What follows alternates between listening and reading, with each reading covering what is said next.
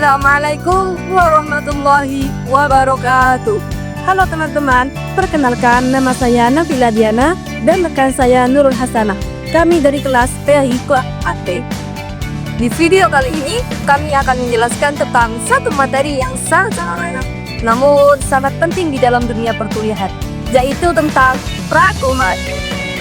Coba jujur, siapa di sini yang pernah dapat bacaan panjang tapi waktunya mepet? Atau sudah baca berkali-kali, pas ditanya isinya malah lupa? Nah, masalah ini sering kita alami sebagai mahasiswa. Jawabannya ada pada satu keterampilan penting, yaitu membuat rangkuman. Rangkuman bukan hanya soal tentang menyingkat teks, tetapi juga memahami isi bacaan, mengambil ide pokok, dan menyampaikannya kembali dengan bahasan kita sendiri. Karena itu, dalam video berdurasi sekitar 10 menit ini, kami akan membahas 4 aspek penting tentang rangkuman.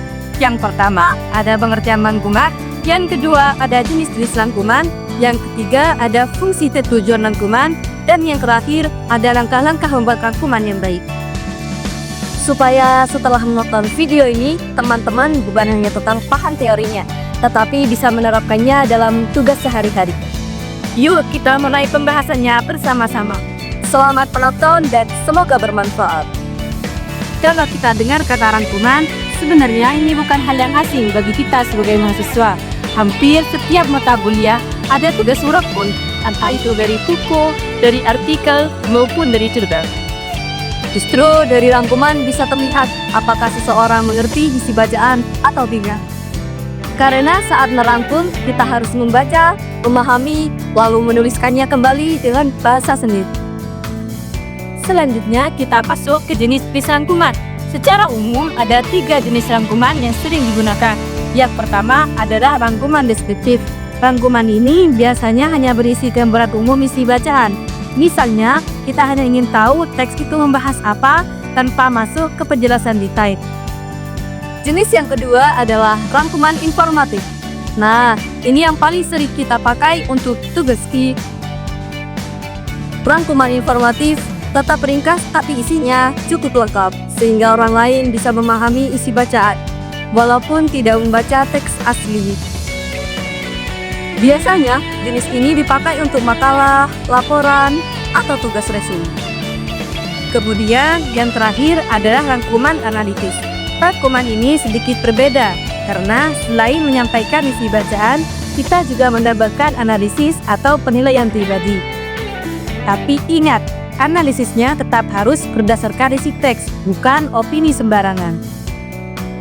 Selanjutnya, kita akan membahas tentang tujuan rangkuman.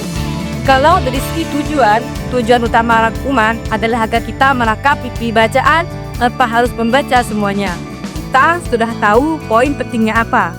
Selain itu, rangkuman juga melatih kita untuk berpikir kritis, karena kita harus memilih mana informasi yang penting dan mana yang harus digunakan. Rangkuman juga melatih kemampuan menulis kita. Kita pelajari sekali lanjut singkat, jelas, dan tidak bertele-tele. Yang terakhir, kita akan menjelaskan bagaimana cara membuat rangkuman yang baik. Langkah pertama yang paling penting adalah membaca teks secara menyeluruh. Jangan langsung ingin merangkum kalau kita belum benar-benar paham isinya.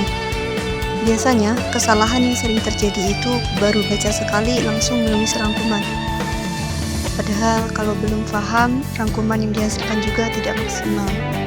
Langkah kedua adalah gagasan utama. Setelah membaca teks, langkah berikutnya adalah menemukan gagasan utama. Gagasan utama ini biasanya berupa ide pokok dari setiap paragraf.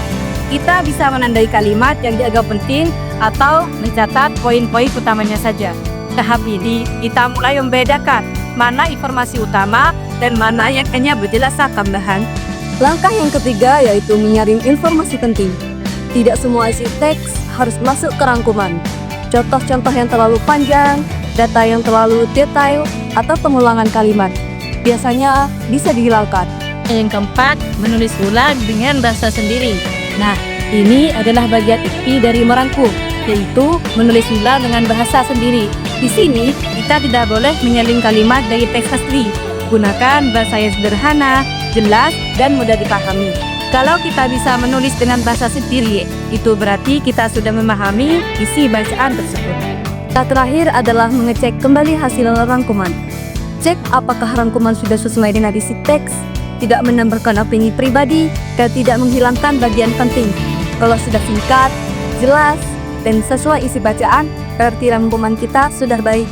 Jadi, dari pembahasan tadi, kita bisa melihat bahwa rangkuman bukan sekedar tugas kuliah, tetapi keterampilan penting untuk memahami bacaan.